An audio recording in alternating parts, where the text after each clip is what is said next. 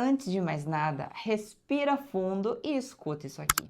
O doce não é o vilão da sua dieta. E se você vive com aquela sensação de que perde tudo quando come o chocolate, então fica até o final desse vídeo e ouça o que a gente tem para falar. Meu nome é Paula Pires, eu sou nutricionista esportiva. Eu sou Bruno Santos, também sou nutricionista esportivo e hoje a gente vai falar sobre um assunto extremamente importante que acaba sendo um tabu na alimentação de quase todo mundo: o consumo de doces. Mas calma, a gente não está aqui para demonizar o açúcar, nem para ficar fazendo terrorismo nutricional. Em excesso, todo mundo sabe que o açúcar é prejudicial, quanto a isso não tem o que discutir.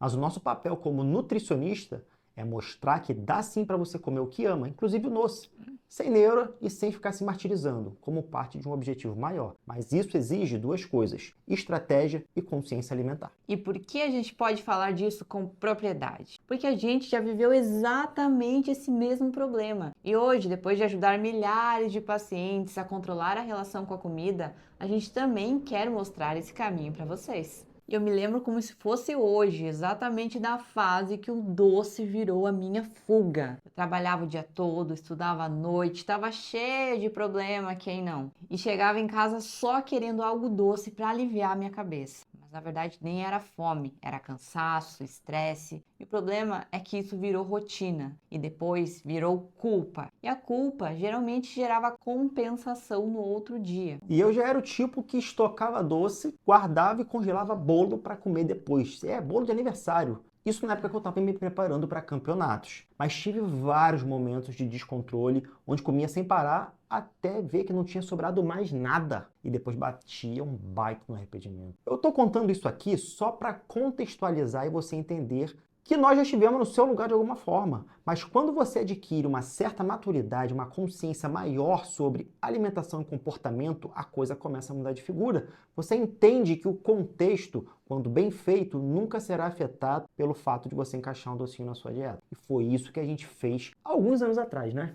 Exatamente, foi a melhor coisa que a gente fez, porque o doce ele deixou de ser inimigo e acabou virando parte do nosso plano.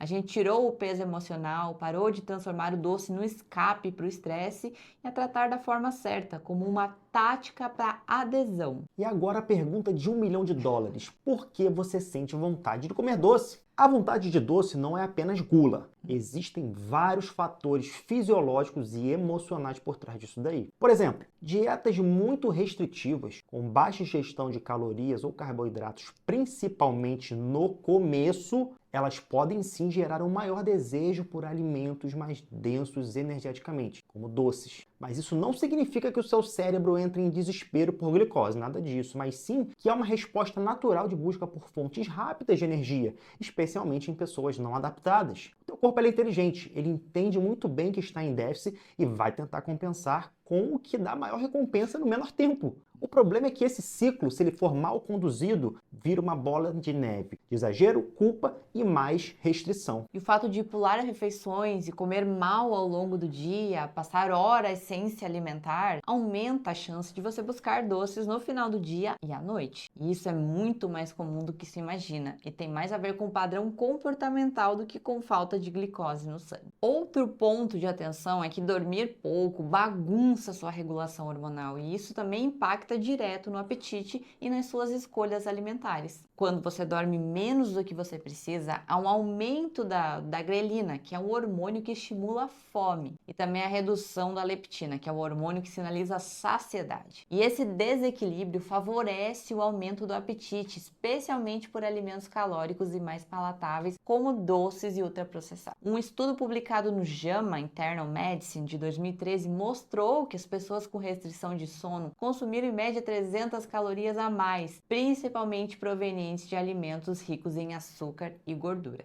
E tem mais, tá? Dormir pouco também prejudica o controle glicêmico, aumenta o cortisol, que é o hormônio do estresse, entre aspas, e reduz a disposição para treinar. Ou seja, você fica mais propenso a comer mal e menos disposto a se movimentar. Ou seja, é uma péssima combinação para quem busca performance, composição corporal e saúde de uma forma geral. E como a gente fez para melhorar a nossa relação com os doces e aprender a adquirir essa melhor consciência alimentar e que você já pode começar a aplicar hoje mesmo na sua casa. Outro momento que também é interessante é no seu pós-treino. Por quê? Porque nesse momento você tem uma sensibilidade à insulina melhorada. Isso significa que tem um melhor aproveitamento desse açúcar circulante no seu corpo, entende? E agora, o que você precisa evitar é comer doce sozinho em jejum, ficar beliscando ao longo do dia, comer sem saber por que está comendo, só para mastigar ou por tédio. A gente começou com pequenas mudanças, inserindo um docinho pós-almoço, que pode ser um quadradinho de chocolate, um bombom, uma paçoca, uma colher de doce de leite, por exemplo, e adicionando um doce de leite, um leite condensado na nossa panqueca, o mingau do café da manhã. A diferença foi absurda, porque o doce parou de ser aquela válvula de escape, já que ele tinha sempre na dieta,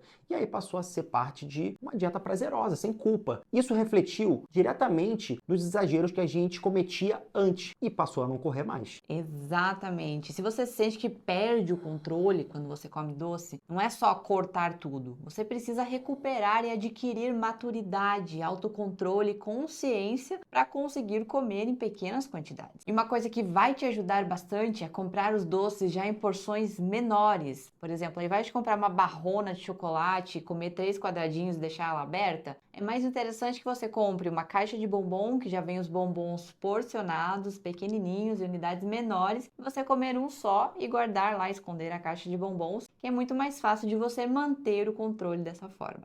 Outro ponto é que na hora que você vai estar comendo doce, aproveite aquele momento, mastigue, coma com atenção. Então nada de comer assistindo TV, mexendo no celular. Aproveite ao máximo esse momento, pois isso também reduz a chance de exagero. E complementando justamente essa questão da atenção plena que a Paula falou, nós temos um estudo muito interessante. Esse estudo mostrou o quê?